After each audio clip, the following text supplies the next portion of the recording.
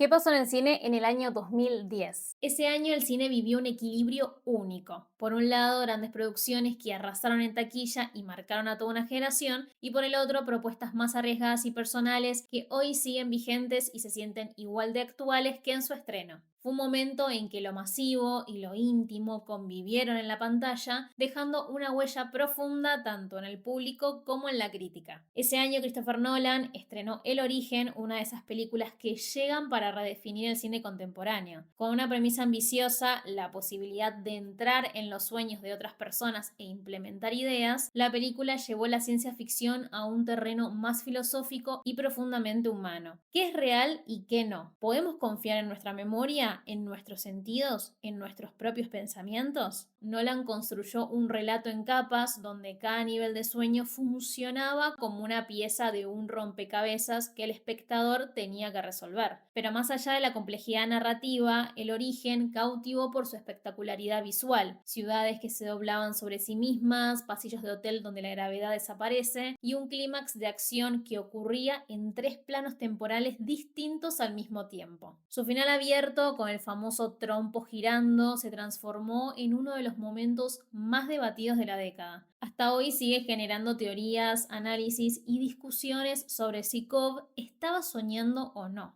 El Origen no solo fue un éxito de taquilla, sino también de crítica, consolidando a Christopher Nolan como uno de los directores más influyentes de su generación. En los Oscars, la película ganó 4 estatuillas: mejor fotografía, mejor edición de sonido, mejor mezcla de sonido y mejores efectos visuales. Además, estuvo nominada a Mejor Película y Mejor Guión Original, confirmando su impacto tanto en lo artístico como en lo técnico. Ese mismo año, Pixar nos rompió el corazón con Toy Story 3, que en ese momento se vivió como el gran cierre de la saga. Para quienes habían crecido con Woody, Buzz y el resto de los juguetes, la película funcionó como una despedida cargada de nostalgia. Andy ya no era un nene, había crecido y con él también toda una generación de espectadores que se enfrentaban a la misma pregunta: ¿qué pasa cuando dejamos atrás la infancia? La película combinó humor, aventura y emoción, pero lo que realmente la hizo inolvidable fue su final: la escena del incinerador, donde todos los juguetes se toman de la mano aceptando su destino, generó un nudo en la garganta en millones de personas. Y la despedida de Andy entregando a Woody a Bunny quedó como uno de los momentos más conmovedores de la historia de la animación. Toy Story 3 fue un fenómeno mundial, superó los $1.000 millones en taquilla, ganó el Oscar a Mejor Película Animada y también el de Mejor Canción Original por We Belong Together. Además, estuvo nominada a Mejor Película, algo que muy pocas animaciones habían conseguido hasta ese momento. Aunque después llegaron nuevas entregas, Toy Story 3 sigue siendo recordada como ese instante único en el que Pixar logró darle un cierre perfecto a la historia con la que muchos habíamos crecido.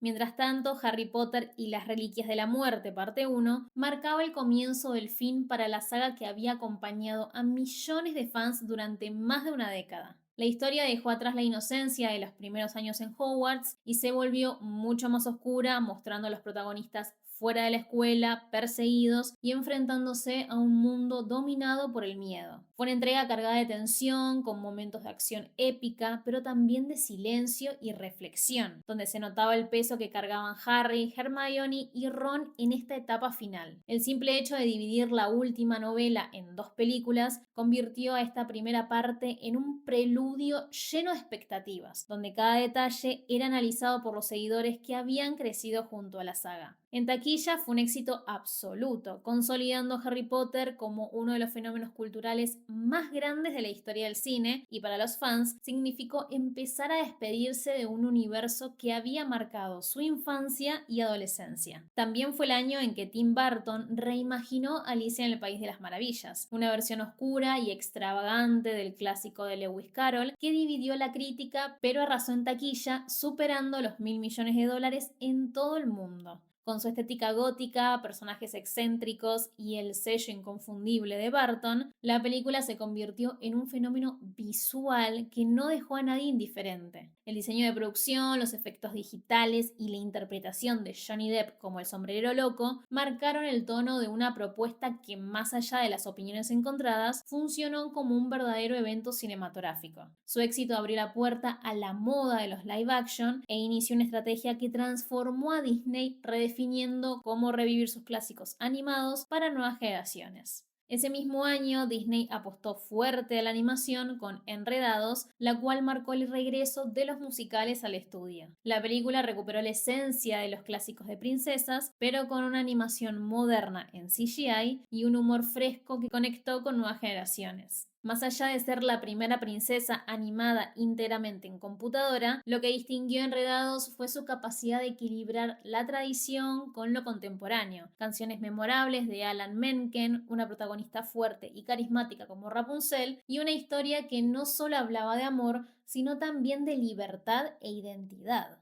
El éxito de la película abrió un nuevo camino para Disney que venía de una década irregular y necesitaba volver a encontrar su lugar. Para muchos, Enredados fue el verdadero inicio de la llamada nueva era dorada del estudio, una etapa que después consolidarían películas como Frozen y Moana, capaces de convertirse en fenómenos globales y de conectar con el público de formas que trascendieran la pantalla. Pero más allá de los grandes números, 2010 dejó también películas intensas y memorables. Darren Aronofsky nos llevó a un viaje psicológico con El Cisne Negro, donde la danza se transformaba en una pesadilla de obsesión, perfeccionismo y autodestrucción. Con una Natalie Portman entregada al papel de su vida, que le valió el Oscar a Mejor Actriz, la película exploraba la delgada línea entre la belleza y la locura, entre el arte sublime y el sacrificio personal. Aronofsky construyó una atmósfera opresiva, con una cámara inquieta que seguía cada movimiento de la protagonista y un montaje que confundía lo real con lo imaginado. El contraste entre la pureza del cisne blanco y la oscuridad del cisne negro se volvió un espejo de la propia transformación de Nina en una historia que dejaba al espectador atrapado entre la fascinación y el desasosiego. La película fue aclamada en todo el mundo no solo por la interpretación de Portman, considerada una de las mejores de su carrera, sino también por su capacidad de mezclar lo artístico con lo perturbador. Ese mismo año, David Fincher presentó La Red Social, un retrato implacable de cómo nació Facebook. Con un guión afilado de Aaron Sorkin, la película mostró que detrás de la revolución tecnológica del siglo XXI había traiciones, ambiciones y soledad. Jesse Eisenberg interpretó a un Mark Zuckerberg frío y distante en una historia que hablaba tanto de una amistad rota como del poder digital que empezaba a cambiar el mundo. Fincher construyó un relato sobrio y preciso,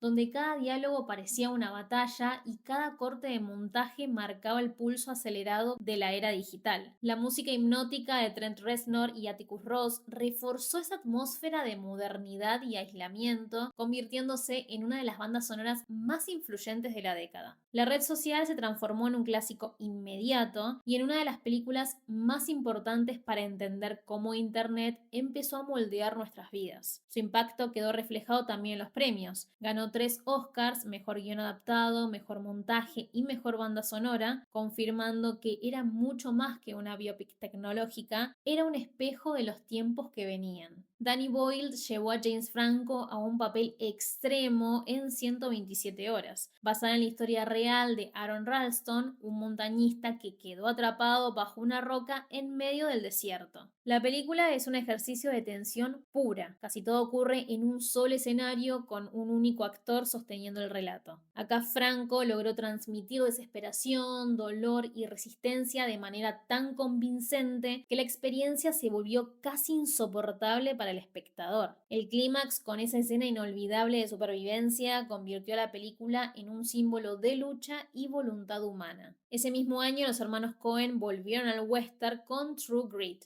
una nueva adaptación de la novela de Charles Portis, donde Jeff Bridges brilló como el rudo alguacil Rooster Cogburn, acompañado por Matt Damon y una muy joven Hailee Steinfeld, que con apenas 14 años sorprendió al mundo y se ganó una nominación al Oscar. La película se destacó por su dureza, sus paisajes ásperos y su mirada desencantada del género. Fue un western clásico en apariencia, pero atravesado por la ironía y el estilo inconfundible de los Coen, lo que le permitió conectar tanto con la crítica como con el público y convertirse en uno de los grandes éxitos de ese año. Y entre las películas más íntimas destaco Blue Valentine con Ryan Gosling y Michelle Williams, en dos de las actuaciones más intensas de sus carreras. Un retrato brutal del amor y la ruptura, contado en dos tiempos, el inicio apasionado de una relación y su inevitable derrumbe. La estructura que alterna presente y pasado le da a la historia un contraste doloroso, mostrando cómo los mismos gestos que antes parecían tiernos terminan cargados de resentimiento.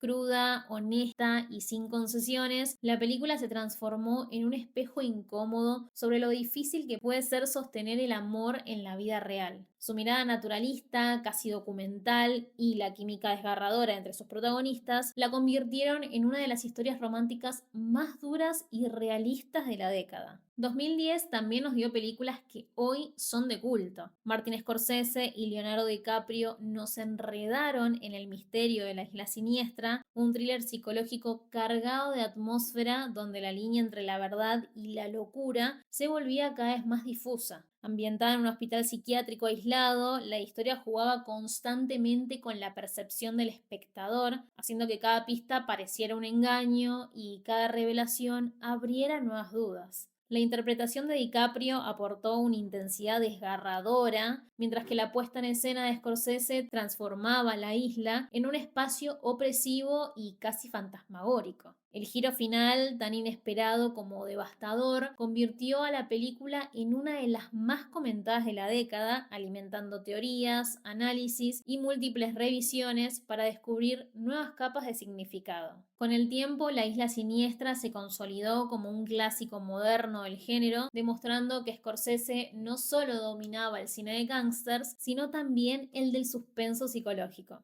Ese mismo año, DreamWorks sorprendió con Cómo entrenar a tu dragón, una historia emotiva que conquistó a toda una generación y que terminó convirtiéndose en una de las franquicias más queridas del estudio. La amistad entre Hippo y Chimuelo, un dragón, fue mucho más que una aventura fantástica. Fue una historia sobre empatía, aceptación y coraje para desafiar las tradiciones. Aunque no ganó el Oscar, fue nominada a Mejor Película Animada y Mejor Banda Sonora, confirmando su impacto tanto en lo emocional como en lo técnico. Con el tiempo, no solo creció como franquicia, sino que se convirtió en un verdadero clásico moderno de la animación. Ese mismo año, Edgar Wright sorprendió con Scott Pilgrim versus Los ex de la chica de sus sueños, una película que llevó la cultura gamer, los cómics y la música a la pantalla como nunca antes. Con un estilo lleno de ritmo, humor absurdo y efectos visuales inspirados en los videojuegos, creó un lenguaje propio que la hizo única. Aunque en su estreno no fue un éxito de taquilla, con el tiempo se ganó un público fiel y terminó convirtiéndose en una auténtica película de culto, celebrada por su creatividad y frescura.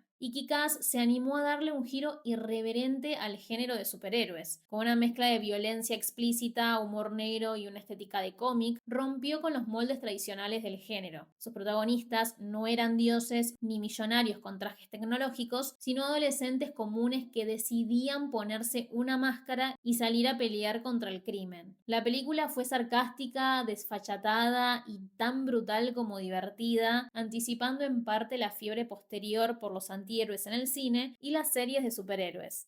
Pero fuera de Hollywood, uno de los estrenos más destacados fue Beautiful de Alejandro González Iñárritu. Protagonizada por Javier Bardem en uno de los papeles más intensos de su carrera, la película nos llevó a un recorrido oscuro y profundamente humano por las calles de Barcelona. Bardem interpretó a Uxbal, un hombre que lucha por sobrevivir en la marginalidad mientras se enfrenta a la enfermedad, la paternidad y el peso de la muerte inminente. Con un tono existencialista y cargado de simbolismo, Beautiful exploró temas como la precariedad, la inmigración y la espiritualidad en un mundo hostil. La interpretación de Bardem fue tan poderosa que le valió el premio Mejor Actor en el Festival de Cannes y una nominación al Oscar, consolidando la película como una de las obras más impactantes del cine latinoamericano y español de la década. En resumen, 2010 fue un año que combinó sueños dentro de sueños, despedidas inolvidables, nuevos clásicos de animación y un cine internacional poderoso. Un año donde Hollywood apostaba a lo espectacular, con producciones que marcaron a toda una generación, mientras que en paralelo el cine de autor exploraba lo íntimo, lo político y lo espiritual. Esa convivencia entre lo masivo y lo personal, entre lo visualmente deslumbrante y lo emocionalmente devastador, convirtió al año 2010 en uno de los años más recordados y variados de la historia reciente del cine.